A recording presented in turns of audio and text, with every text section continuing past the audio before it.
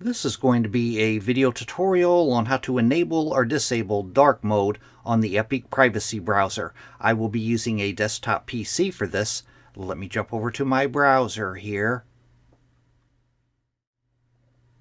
I have the Epic privacy browser opened up now. To enable or disable dark mode, first thing you want to do is open up Settings. I'm going to go off to the upper right hand corner up to the three-dot menu. I'm going to click on that. Then I'm going to go down to where it says Settings, and I'm going to click on Settings.